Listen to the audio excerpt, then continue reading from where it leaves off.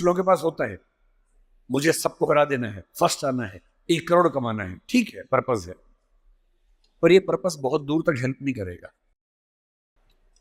इससे बेहतर पर्पस होता है एक समय के बाद कि आप अपनी क्रिएटिव इनसाइट को आगे बढ़ाएं। मैं ऐसे कई सीएस को जानता हूं जो सीए हैं, पर उनको लगा कि मेरी जिंदगी इतनी सीमित नहीं है, मुझे कुछ और करना चाहिए। तो उनमें से एक शेखर कपूर बन गया, उसने मिस्टर इंडिया फिल्म बनाई, बैंडिट क्वीन बनाई, कितना कमाल किया, एलिजाबेथ फिल्म हॉलीवुड में बनाई। वो चार्टर्ड अकाउंटेंट है, पर उसको एक दिन समझ में आ गया कि मेरा सीए वाले काम से ना जिंदगी कमाल की नहीं हो पाएगी। ठीक है, मैं कुछ कुछ कर लूंगा, लेकिन वैसी नहीं हो पाएगी जैसे मैं चाहता हूं। और बहुत सारे सीए हैं। एक सीए को लगा कि मुझे देश को भी सुधारना चाहिए, वो सुरेश प्रभु बन गया, रेल मंत्री बन गया। एक और सीए को लगा कि मुझे एक नई पॉलिटिकल पार्टी में ईमानदारी का संदेश लेके जाना चाहिए, वो राघव चड्ढा बन गया। इतने सारे सीएस हैं, कोई पॉलिटिक्स में आ गया, कोई उद्यम में चला गया। एक सीए बाहर से पढ़ के आया, उसको लगा मुझे तो मीडिया की दुनिया को रेगुलेट करना है, अच्छा बनाना है। उसने एक मैगजीन शुरू की, इंडिया टुडे, और धीरे धीरे वो आज तक का मालिक बन गया। अरुण पुरी, वो भी सीए है। क्यों सीए होके ये मान लेना है कि मेरी जिंदगी इतनी ही है? एक यंग सीए सिद्धांत चतुर्वेदी फिल्मों में इतना सुंदर एक्टर बन के आ गया है, अभी वो गली बॉयज में आया, शानदार एक्टिंग करता है। एक सीए को लगा कि मुझे केवल अकाउंटिंग नहीं करनी है, मुझे तो कुछ बड़ा काम करना, स्टार्टअप करना है, वो मोतीलाल ओसवाल बन गया। इतने बड़े बड़े सीए, कुमार मंगलम बिरला एक सीए है, और सीए से पूरा साम्राज्य खड़ा कर दिया। एक सीए को लगा ये सब छोटा है, मुझे देश के लिए काम करना है, देश के लिए मर मिटना है। और आज से 2 महीने पहले उसने देश के लिए अपनी जिंदगी बलिदान कर दी। कर्नल मनप्रीत सिंह, जो कि सीए थे, वो भी चार्टर्ड अकाउंटेंट था। मेरी पहली आपसे गुजारिश ये है कि सीए बनने के बाद अपनी क्रिएटिव इंस्टिंक्ट को मरने मत दीजिए। कुछ क्रिएटिव, कुछ भी हो, वो क्रिएटिव हो सकता है कि आपको पेंटिंग करना पसंद हो, आपको पोएट्री पसंद हो, आपको फिल्म बनाना पसंद हो, फिल्म देखना पसंद हो, कुछ ऐसा।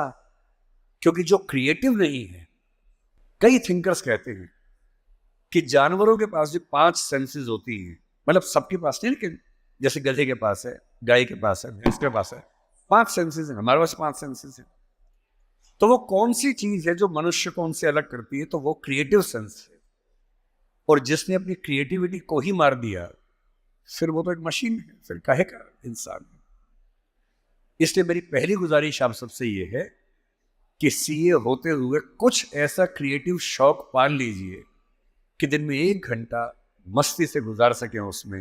वो कुछ भी हो, फिल्म देखने से लेकर कविता लिखने तक, पेंटिंग करने तक, कुछ भी हो।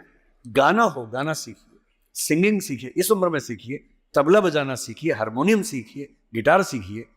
कुछ ऐसा जो करते हुए डूब जाने का मन करे। बस कुआं खोदना मत सीखना, उसमें डूब गए तो मुश्किल हो जाएगा।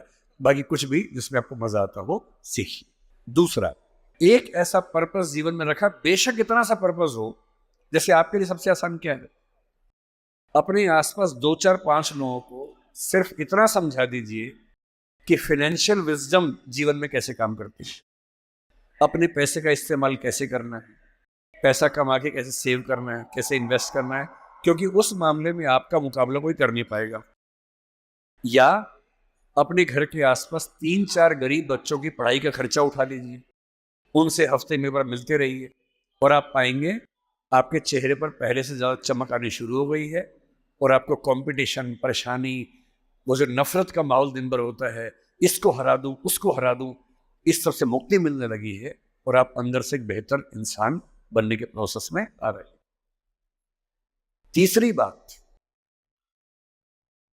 आप कितने भी सफल हो, यदि आपके जीवन में कुछ खास रिश्ते ऐसे नहीं हैं, जिन रिश्तों के साथ, चाहे वो प्रेम का हो, विवाह का हो, भाई का हो, बहन का हो, दोस्त का हो, जिनके साथ आप अपने मन की हर बात खुल के कर लेते हैं, तो आपका फाइनेंशियल अकाउंट चाहे कुछ भी हो, दरअसल आप एक दिवालिया इंसान हैं, बैंकरप्ट इंसान है।